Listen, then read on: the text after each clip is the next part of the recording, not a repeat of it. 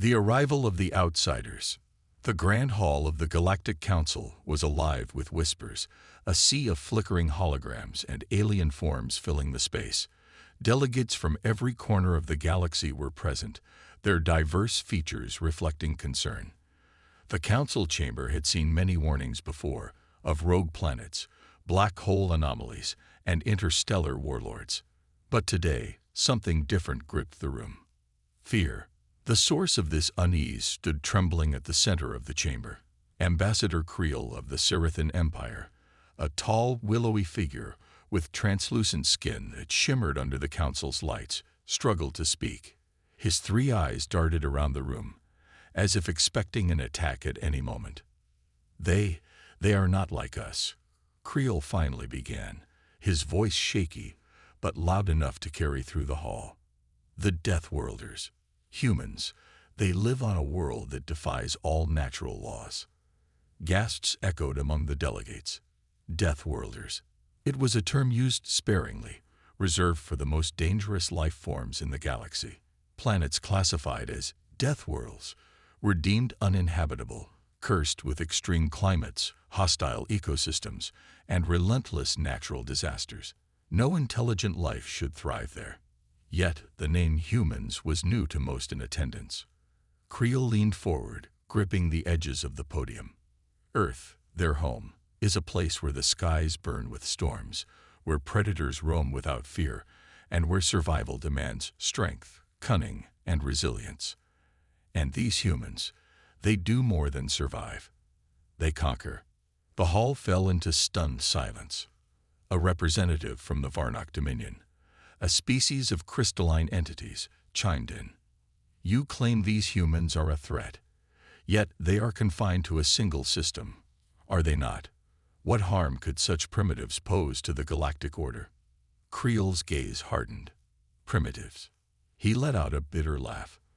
Their technology rivals our own. They've harnessed their hostile world's chaos to build weapons and machines unlike anything we've seen. They adapt faster than any species I've encountered. And they are not confined. They've begun exploring the galaxy. The room erupted into chaos. Some delegates dismissed Creel's claims as exaggeration. Others demanded immediate action. One voice rose above the clamor, calm and commanding. It belonged to High Chancellor Voria, a dignified figure from the Zeri Collective, her silver skin glinting in the light. Ambassador Creel, your claims are extraordinary. Do you have evidence to support them? Creel hesitated, then raised a small device. A hologram projected above the podium, showing grainy footage of a human ship. Unlike the sleek, polished vessels of the Galactic Council, this ship was rugged, its hull scared yet functional. It wasn't beautiful, but it radiated an aura of raw power. The footage shifted to humans themselves, tall, upright creatures with sharp eyes and expressions that seemed to hold an unsettling confidence. One clip showed a human walking through a field of fire unscathed, their advanced suit protecting them. Another displayed a human pilot maneuvering their ship through an asteroid field with breathtaking precision. These are the creatures you dismiss as primitives, Creel said, his voice rising with urgency. They have already encountered and defeated 2 scouting fleets. They left no survivors. The humans do not seek alliances or trade. They study us. They prepare. For a moment, the room was deathly silent. Then, a deep voice rumbled from the shadows. It was Tyra, the Council's military advisor, a hulking insectoid being whose every movement exuded authority. If what you say is true, Ambassador, then these humans are a threat to galactic peace. We must act. But Creel shook his head. You don't understand. Acting against them will only provoke them further. We must tread carefully. They are predators, High Council, and we are their prey.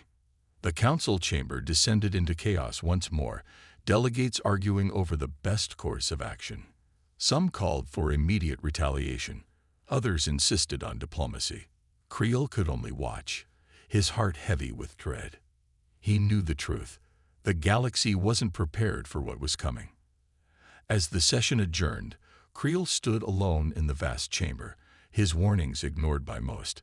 He gazed at the hologram of Earth one last time, a world glowing blue and green, beautiful yet deadly. "They will regret this," he murmured, turning away. "We all will." Far away, on the edge of the Milky Way, a human ship drifted in the void. Inside, its crew monitored the galactic frequencies, listening to the Council's debates with grim smiles. They knew the galaxy's attention was turning toward Earth, but that was all part of the plan. For humans had learned one crucial lesson from their death world: never reveal your true strength until it's too late. The Galactic Council chamber was quieter than usual, its members subdued after the alarming revelations about the Death Worlders. The holographic projection of Earth still hovered above the central podium, casting an ominous glow over the gathered delegates. Discussions had shifted from outright dismissal to cautious deliberation. At the head of the room, High Chancellor Voria addressed the Council. Her silver features reflected the faint light, and her voice carried the weight of authority. "The question before us is not whether these humans are a threat, but how we will respond to them. Our unity is critical. A divided council will only ensure our failure." But unity was proving elusive. Ambassador Creel watched from the sidelines, his posture tense. He had done all he could to warn them, but now the debate had spiraled beyond his control. "The humans are nothing more than opportunists," scoffed Ambassador Terith of the Varnock Dominion. His crystalline body refracted the light as he spoke, his voice sharp and dismissive. "They may have weapons, but they lack the numbers or resources to challenge the Council. A single strike will remind them of their place." Others disagreed. Councillor Maya of the Oreni Alliance, a species of aquatic beings who relied on reason above all else, spoke with urgency.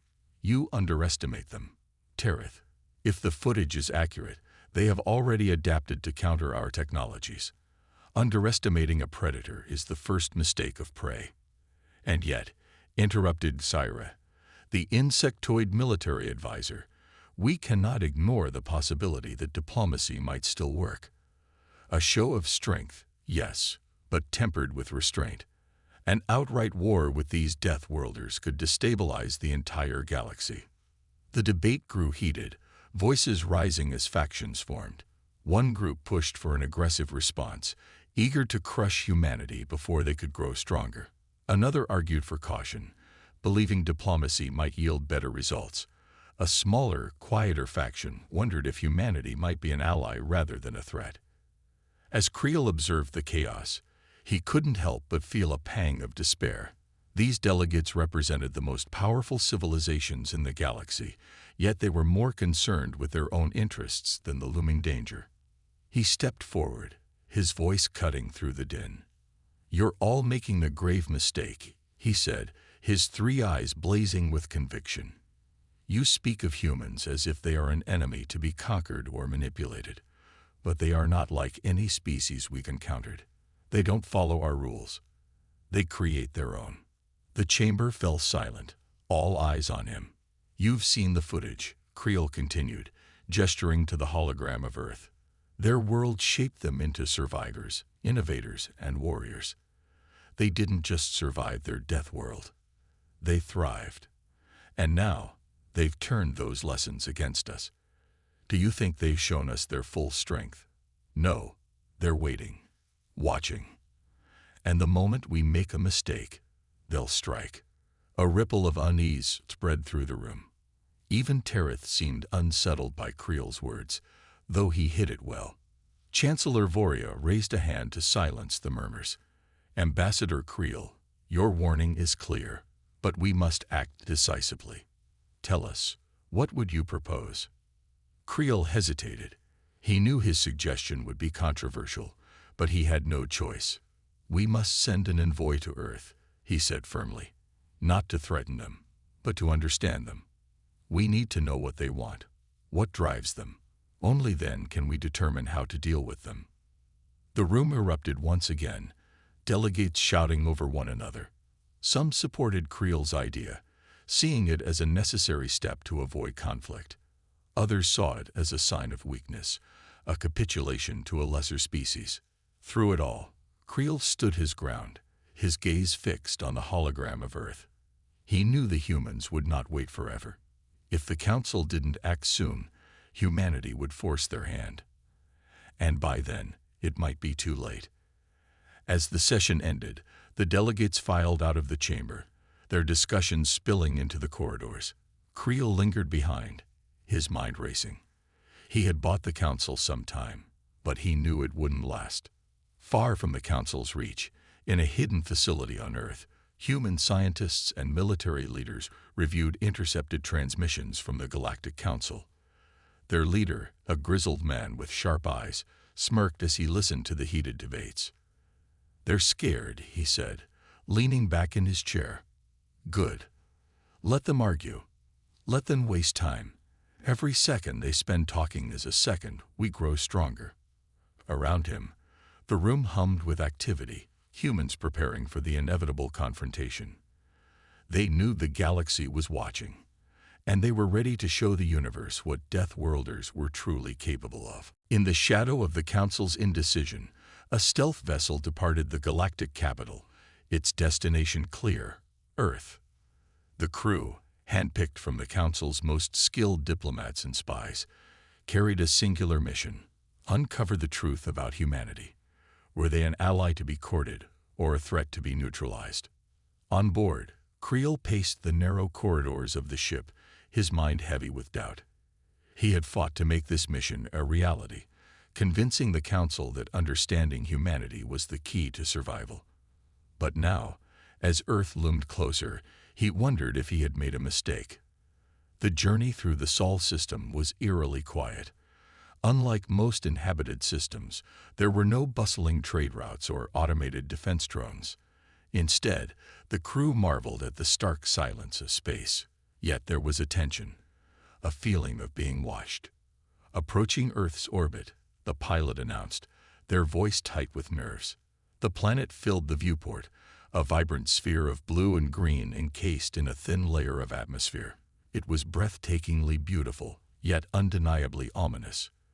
This was the death world that had forged humanity, a cradle of storms, volcanic fury, and relentless evolution. As they descended, the ship's sensors picked up something unusual. Beneath the clouds, scattered across the planet, were signs of immense technological infrastructure, hidden power grids, underground facilities, and strange energy signatures that defy classification. "Are those cities underground?" one of the crew whispered, their scales rippling with unease. Creel nodded grimly. "Humans have mastered concealment. They're showing us what they want us to see. The real secrets lie below." The ship landed in a designated zone near one of Earth's cities. The humans had agreed to a meeting, though the terms were vague. As the ramp lowered, Creel and his team stepped into the harsh sunlight, their senses on high alert. A small delegation of humans awaited them, flanked by towering machines that radiated quiet menace. These were not traditional soldiers, but engineers and scientists, proof of humanity's focus on intellect over brute strength. The leader of the human delegation, a woman with piercing eyes and an air of unshakable confidence, stepped forward. She extended a hand, a gesture that Creel had researched extensively. He clasped it, feeling the surprising strength of her grip. "Welcome to Earth," she said, her tone polite but guarded. "I'm Dr. Ilara Vaughn. We've been expecting you." Creel studied her carefully. There was no fear in her expression, only curiosity. It was as if the humans saw the Galactic Council as an interesting challenge rather than a true threat. After brief introductions, they were escorted to an underground facility, a labyrinth of steel and light that seemed to stretch endlessly. As they walked, Creel noticed the efficiency of human technology. Everything served a purpose, with no resources wasted. Dr. Vaughn led them to a massive chamber filled with holographic displays and data streams. "This is one of our command centers," she explained casually, as if showing off a trivial achievement. "You're here because we allowed it. Understand that this meeting is on our terms." The crew exchanged uneasy glances, but Creel maintained his composure. "We're not here to threaten or provoke," he said carefully. The Galactic Council seeks understanding. Your advancements have caught their attention, and they wish to avoid unnecessary conflict. Dr. Vaughn's smile was faint but sharp. Caught their attention. That's one way to put it. Tell me, Ambassador, how much does the Council really know about us? Creel hesitated. The truth was that the Council knew little beyond humanity's military prowess and their reputation as Death Worlders. But admitting that would weaken his position. Before he could respond, Vaughn gestured to one of the holograms. It displayed a map of the galaxy, marked with strategic points where human technology had quietly disrupted Council operations, intercepted transmissions, deflected probes, and unexplained sabotage. "We've been watching," she said simply. "While the Council debated, we prepared. You assumed we were isolated, but we've been learning. About you, your technology, your weaknesses." The room grew colder, the weight of her words pressing down on Creel and his team. "You misunderstand us if you think we seek conquest," Vaughn continued. "We're not interested in ruling the galaxy. But make no mistake, if you threaten our survival, we will respond. And it will be decisive." Creel realized then the depth of humanity's resolve. They were not arrogant conquerors, nor were they naive idealists. They were something far more dangerous. A species that had mastered the art of survival through adaptability and intelligence. "We don't seek conflict either," Creel said earnestly. "But the Council fears what it does not understand. If we can show them that humanity is not an enemy, we can avoid war." Vaughn studied him for a long moment, her gaze unreadable. Then she nodded. "Perhaps, but trust is earned, Ambassador. And you have much to prove." As the meeting concluded, Creel left the facility with a mixture of hope and dread. He had glimpsed the truth of humanity. A species forged by adversity, unyielding in the face of threats. Above them, hidden in the depths of space, human warships observed silently, their presence a reminder of what lay beneath Earth's surface. The Galactic Council's emissaries had taken their first step into humanity's world, but the true test was yet to come. Creel sat in the briefing room of their ship, replaying the events of the meeting with Dr. Vaughn. Her calm confidence and the hidden power humanity wielded were unsettling. This was not a species that simply reacted. They strategized, observed, and acted with precision. As the ship ascended from Earth's surface, the crew's unease was palpable. They whispered among themselves about the underground cities and the chilling implications of the holographic displays they had seen. "They knew too much about us," muttered Jorv, the ship's tactical officer. His scales darkened, a sign of his growing anxiety. "They'd been monitoring the Council's movements for years. How did we miss this?" Creel didn't respond immediately. Instead, he stared at the planet below, its serene appearance masking the complexities beneath. "Because we underestimated them," he said finally. "We believed the stories, that they were brash, reckless, and impulsive. But what we saw down there, they're far more than that." The ship entered orbit, and almost immediately, alarms blared. Creel turned to the comms officer, whose face was tight with fear. "Unidentified objects detected," the officer reported. "They're surrounding us." On the main display, small, sleek vessels appeared, emerging from the dark void of space like predators stalking prey. Their design was unlike anything in the Galactic Council's fleets. Compact, efficient, and bristling with weapons. "It's a containment maneuver," Jorv said, his voice low. "They're cutting off our escape routes." Creel's stomach twisted. "Open a channel. Let's see if they'll talk." The screen flickered, and a human face appeared. A man with sharp features and an unflinching gaze. He wore a uniform marked with a single insignia, a symbol Creel didn't recognize but instinctively understood as one of authority. "This is Commander Rain of the UNSF Valkyrie," the man said, his tone calm but firm. "You've violated Earth's orbital space without prior clearance. State your intentions." Creel stepped forward, his voice steady despite the tension in the room. "Commander Rain, I am Ambassador Creel, representing the Galactic Council. We were granted permission to meet with your leaders. Our mission is one of diplomacy. Rain's expression didn't change. Your permission was limited to the surface. Your unauthorized presence in orbit raises concerns. We'll need to escort you to a secure location for further questioning. An escort? Jorv hissed under his breath. They're taking us prisoner. Creel silenced him with a look. He knew they had no choice. The human ships had them outnumbered and outmaneuvered. Resistance would be futile and suicidal. We will comply, Commander, Creel said carefully. But I must insist that our diplomatic status be respected. Rain gave a curt nod. Understood.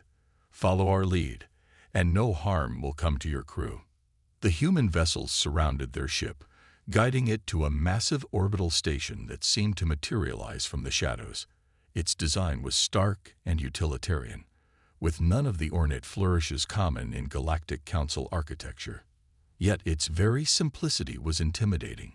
It was a fortress built for war. As the crew disembarked, they were met by a team of armed guards. The weapons they carried were compact, but radiated raw power. These were not ceremonial soldiers. They were warriors who had trained for every possible scenario. Creel kept his head high as they were led through the station. His crew's nervous energy was palpable, but he knew they had to appear calm and composed. Any sign of weakness would only embolden their captors. They were brought to a chamber that overlooked the Earth, its vast expanse glowing softly against the blackness of space. Commander Rain was waiting for them, accompanied by Dr. Vaughn. Ambassador Creel, Vaughn said, her voice betraying a hint of amusement. You're persistent, I'll give you that. But persistence without understanding can be dangerous. We came here to understand, Creel replied. But it seems humanity has much to hide. Vaughn's smile faded. She gestured to the viewport, where Earth's moon loomed in the distance. Hide? No. We've simply learned to protect what's ours. The galaxy isn't kind to the naive. Ambassador, surely you know that.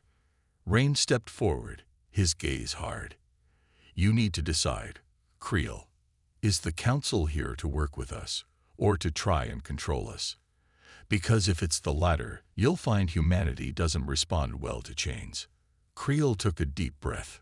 The humans' defiance was clear, but so was their willingness to engage, on their terms. He realized then that the Council's usual tactics of intimidation and coercion would fail spectacularly with this species. We seek cooperation, he said firmly. But the Council fears what it doesn't understand.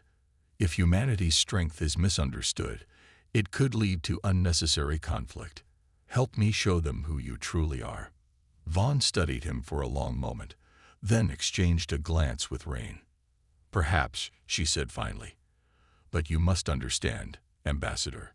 Trust is earned, not given. And humanity has no intention of bowing to anyone. As the meeting ended, Creel felt a weight settle on his shoulders. Humanity's stance was clear. They were not aggressors, but they would not tolerate threats. It was a message the Council needed to hear, but Creel wondered if they would listen. As the ship departed the station, Creel gazed out at the human vessels still shadowing them.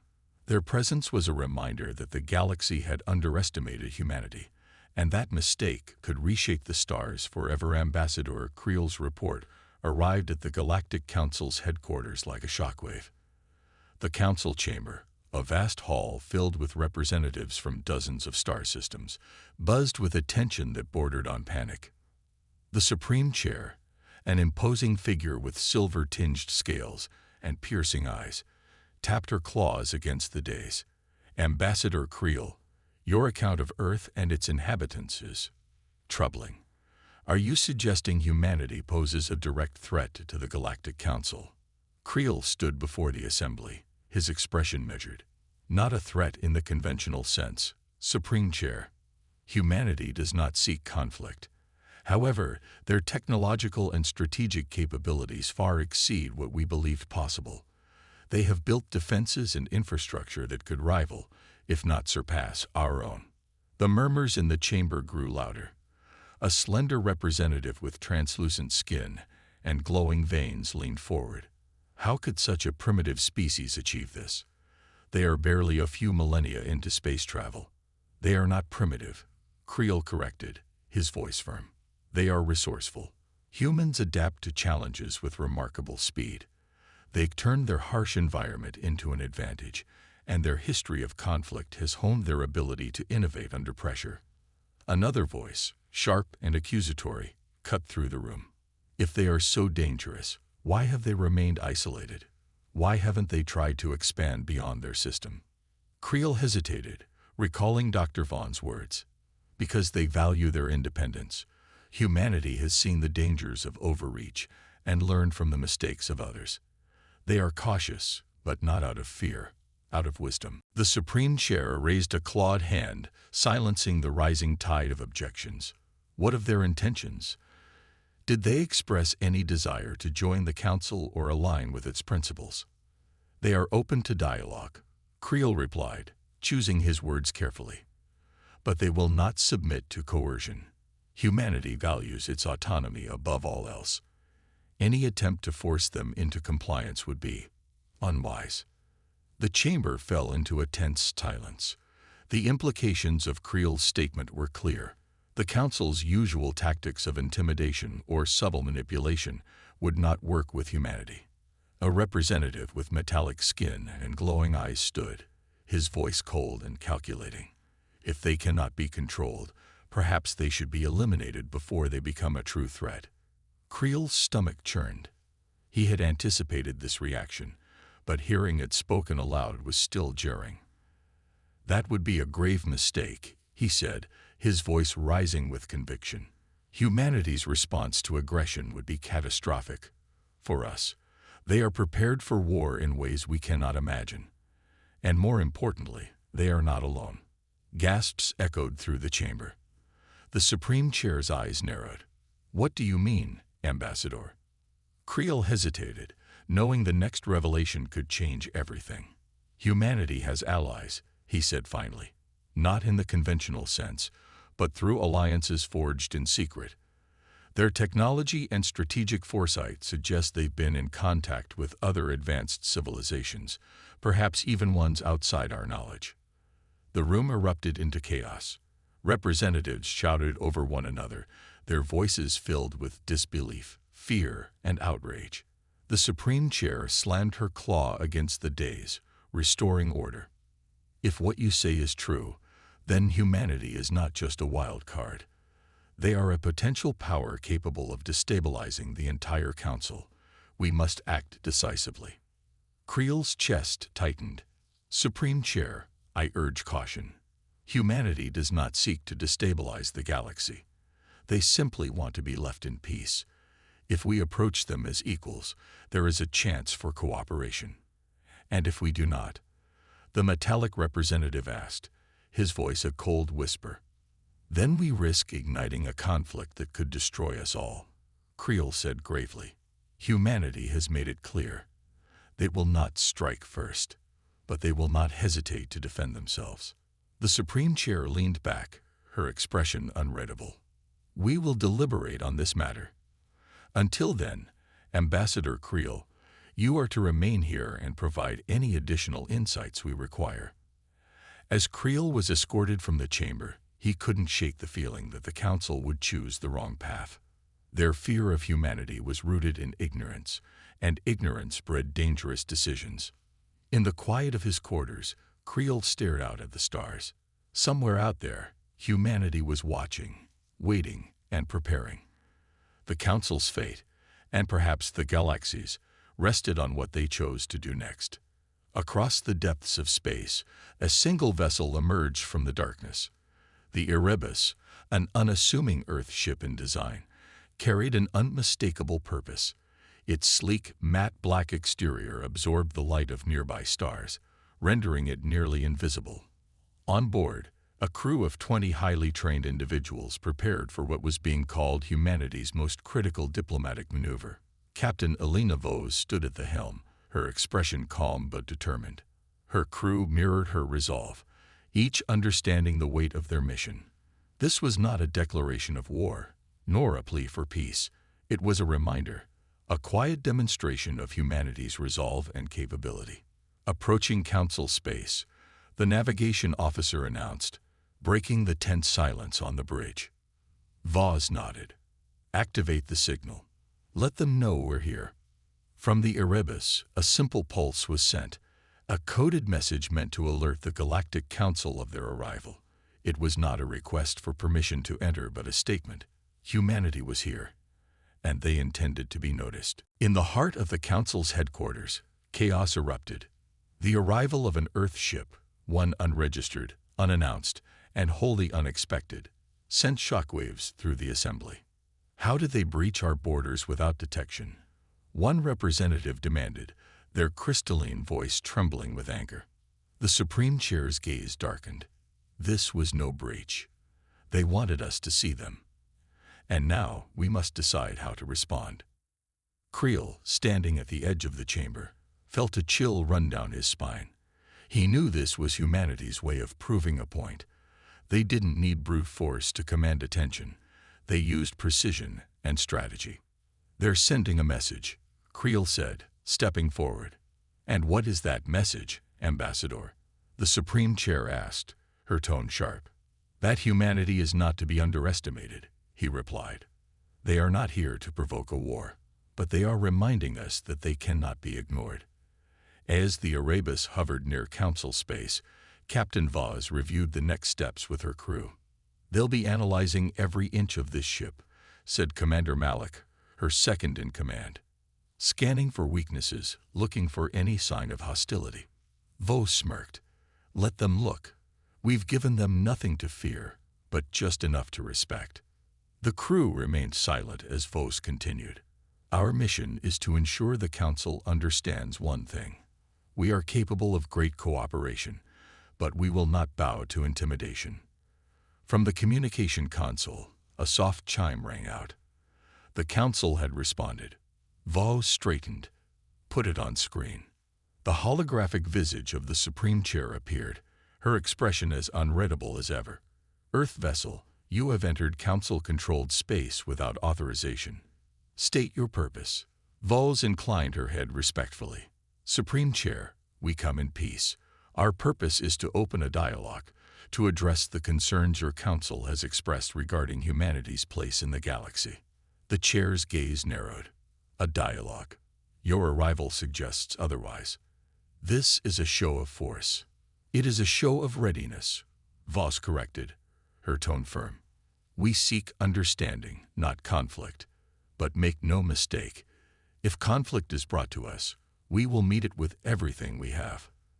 The Supreme Chair leaned closer to the hologram, her voice low. Your boldness borders on recklessness, Captain. Humanity is but a small voice in a galaxy far larger than your imaginations can comprehend. Voss met her gaze without flinching. And yet, here we are, speaking with the most powerful assembly in the galaxy. That alone should tell you something about humanity's imagination. The Chair's expression faltered for a moment, a flicker of uncertainty crossing her features. She glanced at Creel, who stood silently beside her, his expression unreadable. The Council will deliberate on your presence, the Chair finally said. For now, you will remain within designated borders. Understood, Voss replied. We await your decision. As the hologram disappeared, Voss turned to her crew. They'll debate, they'll argue, and they'll wonder what else we haven't shown them. Commander Malik chuckled. Let them wonder. That's the point, isn't it? Voss nodded. Exactly. A quiet message is sometimes louder than any weapon. As the Erebus remained stationed near the Council's borders, the galaxy buzzed with speculation. News of humanity's bold maneuver spread like wildfire, igniting debates in every corner of the known universe. Some saw it as a reckless provocation, while others admired the audacity of a species that refused to be cowed. But one thing was clear: humanity had made their presence known, and the galaxy would never see them the same way again. The Galactic Council convened in an emergency session, their chambers buzzing with tension. Every representative from the galaxy's most powerful factions was present, their voices rising and overlapping in heated debate. They must be punished for this blatant display of defiance. A scaled representative from the Dravkin Empire roared, slamming a clawed hand on the table. "And provoke a war," countered the silver-plated automaton from the Telleris Collective. "Humanity has made no hostile move. This was a calculated demonstration. They are warning us without firing a single shot." The Supreme Chair, seated at the head of the room, silenced the assembly with a sharp gesture. "Enough. We will hear from Ambassador Creel. He has spent the most time among the humans. Perhaps he can provide insight into their intentions." Creel stepped forward, his normally confident demeanor tinged with unease. "Honored representatives, I believe humanity's actions today were not meant to incite violence. They are a species driven by survival and innovation. What we perceive as arrogance is, in fact, their greatest strength, their unyielding determination to be acknowledged as equals." The room fell silent. Creel's words carried a weight none could ignore. On the Erebus, Captain Alina Vos watched the council session unfold through a secure transmission. The crew remained quiet, each person knowing the stakes. "They're arguing over what to do with us," Commander Malik said, leaning over Vos' shoulder. Vos nodded. "Let them argue. They'll come to the only conclusion they can." "And if they don't?" Malik asked. Vos smiled faintly. "Then they'll learn what happens when they push humanity too far." The Erebus remained a silent sentinel at the edge of council space, its sleek form a stark reminder of Earth's growing influence. The crew waited patiently, knowing that every second added to the psychological weight of their presence. After hours of deliberation, the Supreme Chair addressed the assembly. "It is clear that humanity's actions cannot go unanswered. Yet any rash decision could ignite the very conflict we seek to avoid. Therefore, I propose an alternative." The representatives leaned forward, their curiosity piqued. "We will invite humanity to the Council as an observer species," the chair declared. "Let them see the complexity of our governance. Let them understand the responsibilities that come with power. And let them prove, through their actions, that they deserve a place among us." Gasps and murmurs rippled through the chamber. It was a bold move, one that straddled the line between concession and challenge. Creel suppressed a smile. The chair's decision was a gamble, but it was the kind humanity would respect. The message arrived aboard the Erebus, delivered through encrypted channels. Vos read it aloud to her crew. "Humanity is invited to join the Galactic Council as an observer species. Your presence will be monitored, and your actions will determine the future of your place among the stars." The crew exchanged glances, their expressions a mixture of pride and apprehension. "It's a start," Malik said, breaking the silence. Vos nodded. "More than that. It's an acknowledgement. They know we're not going anywhere." She stood, her voice firm. "Prepare to transmit our acceptance. Let's show them what humanity is capable of." The Erebus returned to Earth's space as a symbol of victory, not through violence, but through persistence and strategy. The galaxy watched as humanity took its first steps into a larger arena, their reputation growing with each passing moment. For the Galactic Council, the decision to invite humanity was the start of a delicate balancing act. They had opened their doors to a species that defied every expectation, a species that thrived on challenges and turned adversity into strength. And for humanity, it was a defining moment. No longer the outsiders, they were now participants in the grand tapestry of the galaxy, a species that refused to be ignored, their potential as vast and boundless as the stars themselves.